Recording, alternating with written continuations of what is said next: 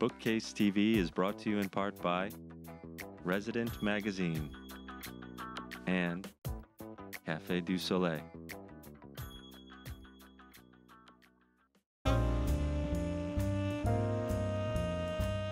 I've got a bad case of femme fatale.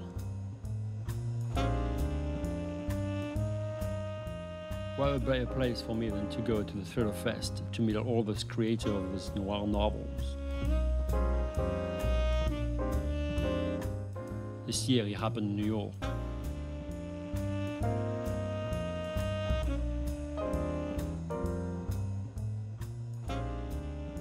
So I went to see them, see what they had to say, if they could help me.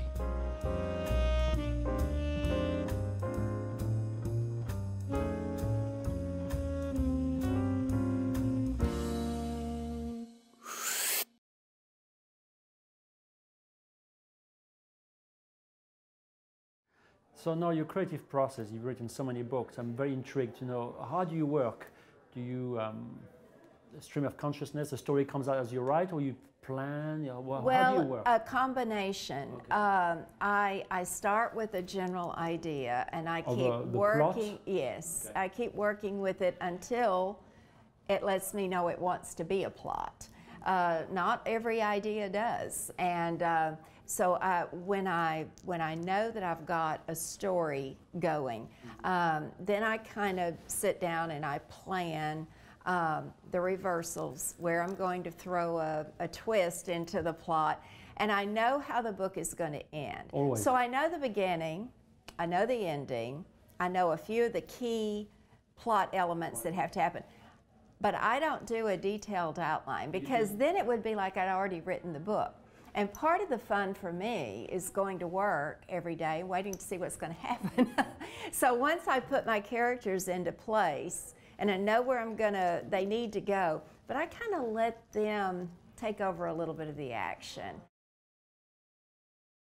What I do is I think a lot before I do any writing. I won't write until I know the ending, and I won't write until I've really got the plot thought out. Once I get my ending, and I've been thinking about the plot enough so that I'm pretty comfortable with it, I do an extensive outline. The outlines take me 1 to 3 months to write. Well, that's not too long. And I literally talk myself through the entire book, and that helps me to spot problems with the plot before I put in a lot of time writing on it. Once I got the outline done, then I just take every paragraph and I make it into a chapter, and then I end up with what I call a 500-page outline, because you know the first drafts are usually not publishable quality. Hemingway would say the first draft is always crap. Yeah, and it's just basically getting everything out of your head onto paper. And then I spend months and months and months and months rewriting and editing for quality. And then I send it to my editor in New York, and they beat me up for another 4 or 5 months. How do you work? You are an outliner? You're an intuitive writer? How does that work? I am definitely an outliner. Okay. I outline in quite a bit of detail. I need to know where I'm going. So do you know the ending before you start? Oh, absolutely. Okay. Absolutely. I know the start, I know the ending. My outline really consists of all the events that are going to happen in between, although when I write the book, it doesn't necessarily turn out that way. But it always ends up coming back to what I knew the ending would be. So you never change your ending? No. The ending is what the ending is. And the choice of stories, how selective are you? Do you have like a treasure trove of ideas and then you select? Oh yes, I have more ideas than I could write if you know, for the rest of my life. Like there are always good ideas. So let's talk about your process, writing process. I mean, you outline a lot, or you go on the fly? I'm totally on the fly. All the books? All of them. I'm the most militantly anti-outline person. Do you know the ending? No, no clue. No, I don't even know what it's about, let alone the who's done it or what the ending will be. So do you have like massive revisions as you go along? Or? No, I only do one draft. I just start at the beginning and work it out as I go along. So you're completely intuitive writer? Completely intuitive, yeah, based entirely on instinct. I like to plan. I like to, if you like, plan the high points of the story, about the first 20% in quite heavy detail, and the ending, and I need to know where I'm going. Probably 50% of the books I write, when I get to that ending, I change it. I think it's something better. But it's like a roadmap for me. William Faulkner once said, all novels have a beginning, a muddle, and an end.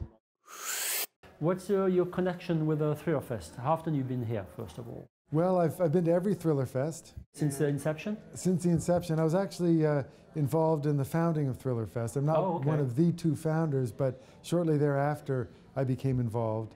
And I've been involved ever since, and now I'm the co-president of the organization. Are you the person who kicked David Morrell out? Who took over? That's right. We had to bar him from the premises. He's a desperate character.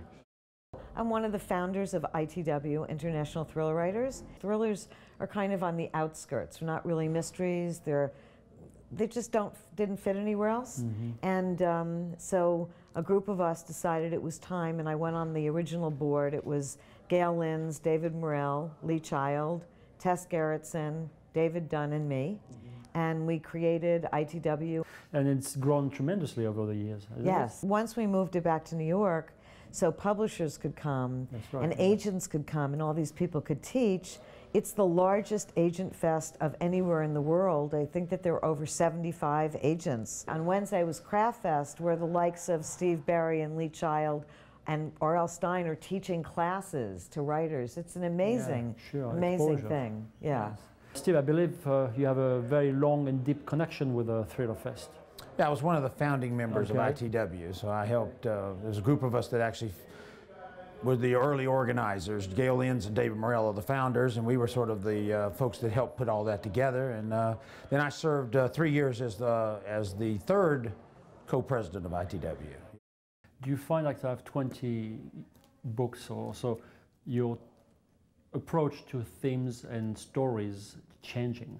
Well, do you feel like they're more intimate, or like you talk about family? I feel like family is always this is a more intimate novel than some that I've written, which deal with larger themes like the Israeli-Palestinian crisis, or the death penalty, or Al-Qaeda nuclear terrorism, or abortion. But I always return to family, the good, bad, and the ugly of family. I mean, I always say that family is the gift that keeps on giving. And that's true whether the gift is good or bad. If I did nothing but write about parents and children, men and women, and people and their ambitions, I could go on forever. I came last year, loved it. I mean, I met writers last year that I'd been idolizing.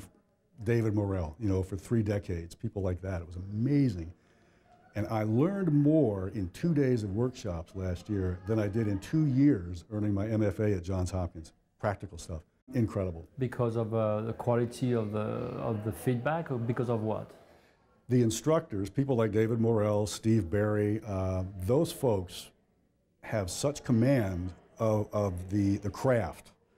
Very specific, very useful, practical suggestions, which you don't really get very much of in a literary MFA program. So for a commercial writer, writing commercial fiction, so then I took all those tools back, made copious notes, and used them to finish this book. Because you're pretty well-established writer. You don't need to come to those fests. Why? No, but I mean, there are a lot of pretty well-established writers here, and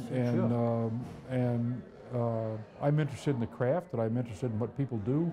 I'm also a fan of thriller novels, and so I come here to meet people that I'm a fan of, and I like a lot of these guys and a lot of the stuff that they write. I read a bit of your biography, and I found your trajectory very interesting, because you worked on TV for a long time. And then there seems to be a turning point where you had a personal crisis and decided to become a writer. How difficult was that transition? It was actually not all that difficult, because as long as you're not expecting to transfer TV stuff directly to the page, because that doesn't work. But if you step back and try and use the fundamental lessons that you've learned, then it does become a little easier. Because what we try to do with popular television is fundamentally the same as we try to do with popular books, is just tell a great story. Tell a great story. But the style of writing, one can be more introspective, and the one is completely externally driven. Yeah, and that totally shows with the Reacher books, which are very internal. There's a lot of internal stuff in Reacher's head that wouldn't work on television. I think what the main lesson I learned from television was this is not about me, it's about the audience. The audience comes first, second, and third. Do you feel like over time your taste for stories, your selection of stories have changed? Maybe they're more family orientated now? No, I think the pacing is a lot better now. I think I've learned better pacing. So because if you are writing thrillers, part of the aspect that readers expect from a thriller is that they have to be fast moving. You get them on the first page, you get right into the action, and you have to keep that pace going pretty briskly all the way to the end. So we're talking about less narration, less exposition, yes, and more exactly. action? And dialogue. And dialogue as well. Yeah. I think there's a perception by Americans that English writers tend to write at a kind of a much slower pace. I think part of the reason that I'm starting to get well known here is that I've always considered myself American style writer. I mean, my big influences have always been the American authors, not the kind of Agatha Christie's and the Conan Doyle's. My influences are Michael Connelly, Elmore Leonard, John D. MacDonald, Parker, Joseph Wambaugh. McBain was not maybe? Yeah, McBain was I had been weaned as a kid on the sort of cozy Agatha Christie, Conan Doyle. Yeah. We had to have a body in a library, you know, and when I came up with the first opening line, the perfect opening line encompassed all those things in an English crime novel. Me, I've been shot, said the vicar's wife, as her knickers hit the library floor of Ponsonby Towers with a crash. You know, religion, culture, sex, little violence, all in one line. That's right. I've never used it, but it's that kind of thing. There is a sort of country house dullness. And I thought, maybe this is what you have to write to be a crime writer. And then I discovered The Con Man, Ed McBain, and I read that when I was about 17. And a world had opened up to me. The New York precinct, the hard-boiled. And I then just began to devour every American crime writer I could. What about more like the classic, like Dashiell Hammett? And I always loved Chandler as well. Chandler's, yeah, of course. Chandler gave every writer that great line, which is when I can't think what to write next, I have a guy come through a door with a gun in his hand. Yeah, that's right. But it's actually, it's a flip line, but it's not, because it made me realize a long time ago, when you can't think what to write next, come up with something completely unexpected that surprises you. Because if you surprise yourself as a writer, then you're going to surprise your audience. You and I chatted a little bit this morning, and you told me you were in the CIA for 30 years. Is that a secret? Not anymore, because I had to resign, yes. Okay. I actually worked for the National Security Agency and CIA. Doing what? I've been an intelligence analyst. Very technical intelligence work, dealing with cryptanalysis, computer science, network analysis, that sort of thing. Is that tied up with you being a writer? No. It doesn't tie at all? It's been very amusing for my former colleagues at CIA to know that I am writing these books that they've been compared a lot to Anne Rice, early Anne Rice books, in that they're very historical and sweeping. Gothic. And very gothic, and they have love stories and magic and soup, and you have none of those things at CIA. Are they based in New Orleans? No. All right. They're based in New England, which is where I'm from originally. Where? Salem? No, that would have been perfect. The first book is set in post-colonial New England, like the very early 18th. The Taker. The Taker. Okay. Right. My degrees are in writing. I studied with John Irving as an undergraduate. I went to the Johns Hopkins writing program, which is a pretty prestigious writing program. Does that give you credential, but not quite a body of work? Right, and I wrote a lot as a 20-year-old in my early 20s, but realized that I was missing something, like, real kind of depth of the issues. And when I started in intelligence, there was a bit of a conflict. They didn't like you to have an outside life at all. So I had to just stop writing. And I went back to it. It took me 10 years to write The Taker. It was a lot like, I tell people, it's like lying on a couch for 10 years eating potato chips and deciding you're going to run the marathon. So I really had to relearn how to write, and not that I ever thought it would be published. I just wanted to know if I could do it. It was something I'd wanted to do my whole life. We get a lot of lawyers, writers, and people, ex-detective, and their life has been a treasure trove to their creativity, and yet you have completely, it seems like it's separate. Do you feel like someday you're going to reconcile both life, or use that experience of yours, which is unique? The culture of intelligence is really, really interesting, and the dynamics between the executive branch, you know, what's done diplomatically, the military and the intelligence community, which is where I've spent most of my life, and what we call the interagency. It's very, very interesting, and I think it would make a great story. The most recent book, I believe, was The Monster of Florence. Well, The Monster of Florence was my last non-fiction book. I knew that story back in Europe because the story's been around for many years. In the 70s, the murder started happening. But I find your own story that happened to you even more interesting. I thought, being a best-selling author, that I was sort of immune to the Italian police. I mean, they went after my co-author, Mario Spezzi. But I thought, and everyone told me, oh, they're not going to touch you, they wouldn't dare. That's right. And then one day I was walking down the streets of Florence and my cell phone rang and a voice said, you know, speaking Italian, said, "This is the police. Where are you? We are coming to get you right now." That's right. And that was the beginning of the nightmare. The nightmare, yeah. Are you still in relationship with the Italian police? Have to clear some cases, or is completely you're not taking care of? Well, all the charges were dismissed completely. The judge and the prosecutor behind all this and the police commissioner were indicted for abuse of office and convicted. But then their conviction was reversed on appeal because of technicalities, and it's a typical Italian kind of criminal justice story, very murky. I'm told that I can go back to Italy without fear of being arrested. Regarding the monster, do you think he's probably dead now because he's too old, or is he still alive? The last murder was in 1985, but our investigation, and not just ours, but a secret investigation conducted by the Carabinieri, which are a branch of the Italian law enforcement. Secret investigation, an illegal investigation, identified a suspect, and the suspect is still alive. And Mario Spezzi and I went and interviewed this man, and we asked him a lot of questions. The final question was, "Are you the monster of Florence?" I'm afraid his answer is unrepeatable on television. As a journalist, it was by far the most frightening interview I've ever conducted, and I've interviewed some pretty awful people. Because you could be in the presence of a real serial killer? Well, we believe we were, and also he was a threatening individual. As we were leaving, he gave us a very friendly, smiling threat that was pretty credible.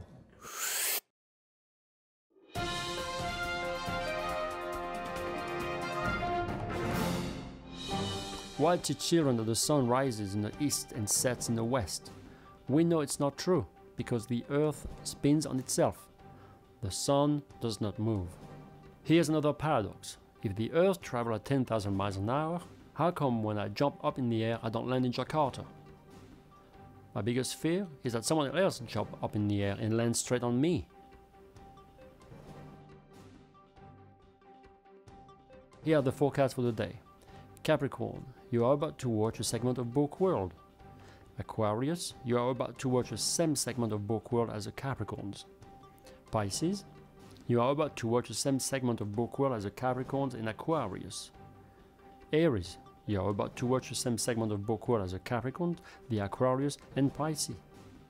Taurus, you are about... Fatalism, or are you the master of your own destiny? That really is a question. Through centuries, people have been fascinated by their own future, wanting to know what was going to happen to them. Well, today I'm meeting with Susan Miller, an astrologer, at the CAFÉ du SOLEIL. She will discuss a new book, The Year Ahead, and all her e-publishing endeavors. Could you predict your own future was going to end up the way it is? My mom did. She said, when you get closer to 40, you have Aquarius on the midheaven. Some newly invented form of communication will change the way you work and be the channel in which you make your greatest contribution to the world. So now the book, Susan Miller, The Year Ahead. What's the channel of sales? We have an aggregator for Apple. Because Apple is so, they're so worried about pornography that my aggregator had to read the book. You have achieved such a high volume in both ebooks and paper. So what did you do to make it so big? I'm very big in social media. I love Twitter. It's my favorite. I love it.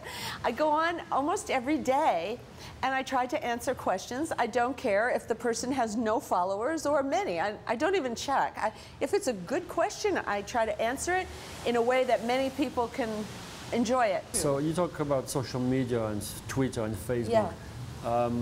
People email you? tweet you? And then tweet me, yeah. Do you respond to them? Are you very involved with them? My job in my head is to show people what astrology can do. Is it time-consuming for you? Yes, but I love it because let's say I'm writing and writing and writing. It's very solitary. Sure. The Mayan prophecy.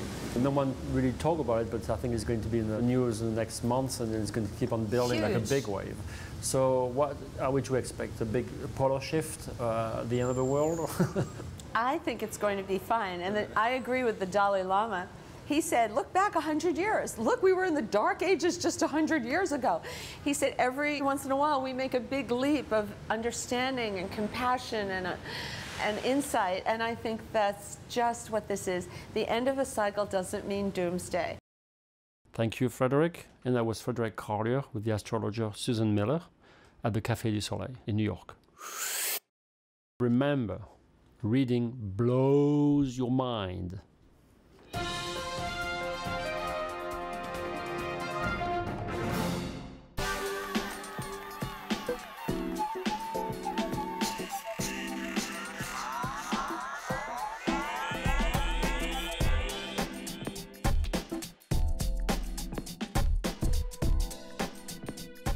We are in the island, and I went fishing. It brought you back a great selection of books for this week. Pick of the week, which I'm just about to share with you as I'm across those rocks. So the first book I would like to present to you is Line Between Here and Gone by Andrea Kane. She's the writer, the mystery writer who wrote The Girl Disappeared Twice, which was a New York bestseller. This book, The Line Between Here and Gone, traces the story of Anetta Gleason, who finds out that her boyfriend, Paul Everett, is a victim of a homicide. So obviously she's crushed and becomes doubly crushed after the birth of their son that Paul never seen, and to learn that Justin, the new son, is suffering from a severe immunodeficiency syndrome and requires stem cell transplant that only Paul Everett could provide. Not knowing what to do, she goes on through her life fighting to try to keep him alive. And one day she receives a picture of someone who looks like Paul in the mail, and decide to investigate to see if maybe Paul is dead or not. She hired a team of investigators to help her through the task, find out the reason why would Paul disappear and the reason behind it. So the book becomes a race against the clock to discover whether Paul is still alive, whether he can provide the stem cell transplant to save Justin's life. A great page turner with simple prose, easy access to read. The Line Between Here and Gone by Andrea Kane, which I present to you.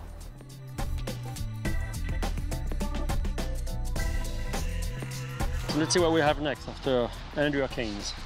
Oh, a beautiful book, full of memory recollection, The Secret Life of Objects by Don Raphael, published by Jaded Ibris Press. The book is a tender collection of memories of object relationships she has with objects during her life.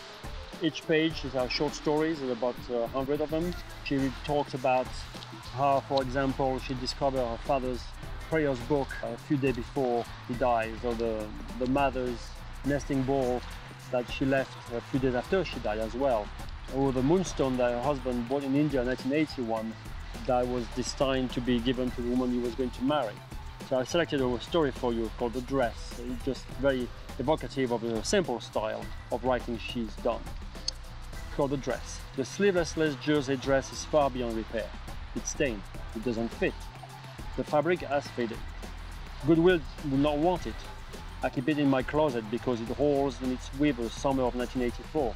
The heat, my young body, the necklace, all hot, that I wore with it that broke, our rooftop in twilight, the city below us, the promise of the life I planned to live. That dress was so green. So we're on the verge of poetry here. This beautiful, easy-to-read book is a high recommendation on my list for this summer. The Secret Life of Objects by Don Raphael, published by Jaded Ibis Press.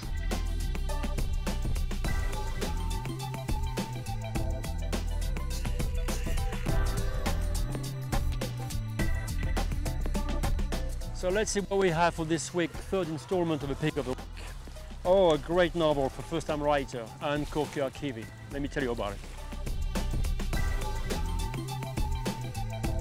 So Anne Corker-Keavy's first novel, An Unexpected Guest, talks about pretty much about her life. I don't know how close it is, but certainly was inspired by it. And I say this because she's a wife of a United Nations diplomat who lives in Geneva. The hero, Claire, in the book, is the wife of a diplomat who lives in Paris. An unexpected guest. It's briefly written a very sort of a Hemingway-like style. And the story is centered around Claire, the wife of the diplomat, who is being asked to plan the dinner party for her husband's future, where they have a big clique of diplomats coming and will define the future and around each nation. But what happens as she goes on assiduously planning the party, rebellion's son re-emerges quite unexpectedly into her life, as well as the appearance of a Turkish man who turned out to be a suspected terrorist, and he comes a little bit to sap the moral or the excitement of this big dinner party. And furthermore, as she goes on, figure on the crown appears that someone who's been supposed to have been dead for 20 years comes haunting her. After a trip to Ireland, she has kept secret from everyone and comes to consume her on a daily basis. An unexpected guest and Colier.